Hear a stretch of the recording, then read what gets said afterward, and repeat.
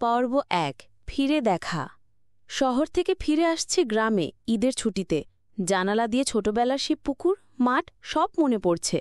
তৃষাও তো ছোটবেলা থেকে আমার সাথে খেলত। ভাইয়া, তুমি এতদিন কোথায় ছিলে?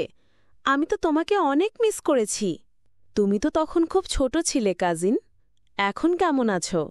ভাইয়া, আমি আর ছোট নই, বড় হয়ে গেছি। আজ তোমাকে দেখেই বুঝবে।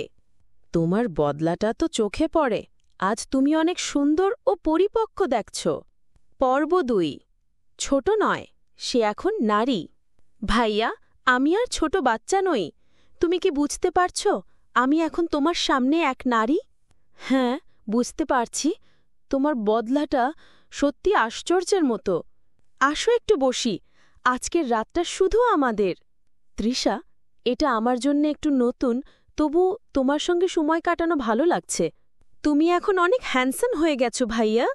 তুমি তো আমার ছোট কাজিন, তবু আমার মন অন্য কথা বলছে। পর্ব ৩ সেই রাতের আগুন। আমার ঘুম আসছে না ভাইয়া।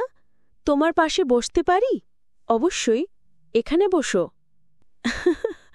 আমার বুকের ধড়কন তোমার কাছ থেকে দূরে থাকতে পারে না।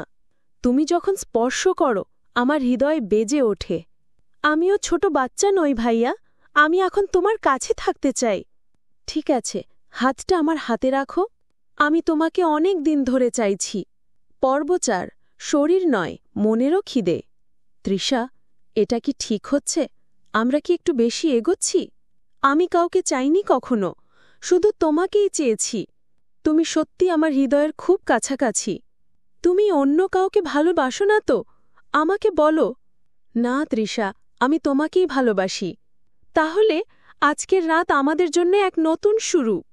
পর্ব ৫ সকালের রহস্য, ভবিষ্যতের ভয়। ভোরের আলো এসে গেছে, কিন্তু আমার মনে একটা শূন্যতা আছে। তৃষা, এটা আর কখনো হতে পারবে না। আমরা যদি পা বাড়াই, ভুল হতে পারে। তাহলে আমি কারো হব না, কসম। তুমি সত্যি একটা অন্যরকম মানুষ। পর্ব ৬ গোপন চুক্তি। আমি এখন শহরে ফিরে যাচ্ছি, কেউ যেন কিছু না জানতে পারে। আমার হাতে একটা ছোট্ট চিঠি রেখেছি তোমার জন্যে। কি লেখা আছে? তুমি আমার শরীর ছুঁয়েছ, মনও। এবার সারা জীবন আমিই তোমার হবে, যদি তুমি চাও।